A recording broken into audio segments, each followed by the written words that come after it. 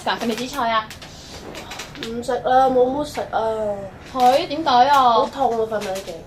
瞓喺頸啊？係點解啊？枕頭啊？應該係啦，好似越瞓越衰。咦，咁啱喎！我真係買咗個枕頭俾我媽喎，我自己用，好好用㗎呢個，睇下。面啊，呢嗯。咦，但係佢點樣分底面㗎？呢個而家呢個係底嚟嘅，圓揼揼呢邊，反翻轉，呢個係面。圓揼揼個底，有咩咁特別啊？佢嘅弧底型嘅設計咧，因應翻仰睡側睡嘅時間、頭頸部嘅位置咧、重力點嘅轉移啦，而使到枕頭有唔同嘅高度，去適應翻唔同嘅睡姿嘅需要咯。當喺側睡嘅時間咧，亦都保持頭部、頸椎、脊椎成一直線咯。當仰睡嘅時間，頸枕部位唔會仰後，同時前屈角保持喺15度之內咯，能令頸部嘅靜態肌保持最放鬆同埋呼吸最舒暢嘅狀態。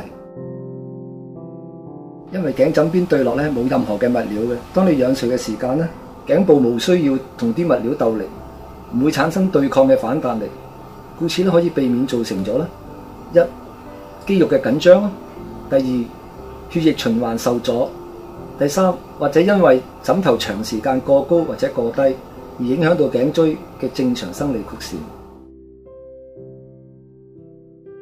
Comfort Pillow 咧嘅物料唔會因為冷熱變硬啦、變軟而影響咗承托力長時間過強或者不足，產生咗過高或者過低不適合嘅情況，亦都唔會因為冷熱變硬、變軟有唔舒服嘅感覺。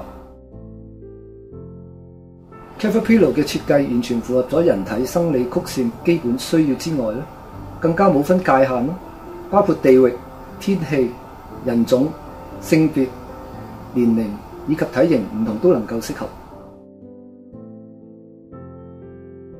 Comfort Pillow 咧係靠 D 字形弧底所產生嘅運作，就可以同時克服咗3個主要嘅問題。第一，仰睡、側睡唔同嘅適當嘅高度咯。第二，係完全消除咗對抗性嘅回彈力。第三，係唔需要指定仰睡、側睡嘅位置咯，枕面相對嚟講就寬敞咗，比起淨係靠物料或者外形相就嘅枕頭咧，就更加能夠徹底避免咗因為枕頭而產生嘅毛病。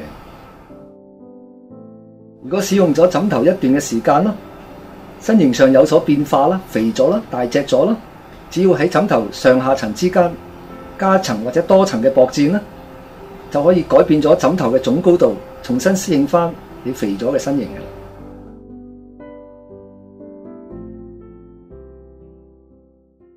哇！哎呀，哇真係好正啊！枕頭俾我翻屋企試下得唔得啊？呢個買俾我媽㗎，你咁中意自己上網買咯。得啊！哎呀，俾翻我，俾我試下啦。冇啦，我急。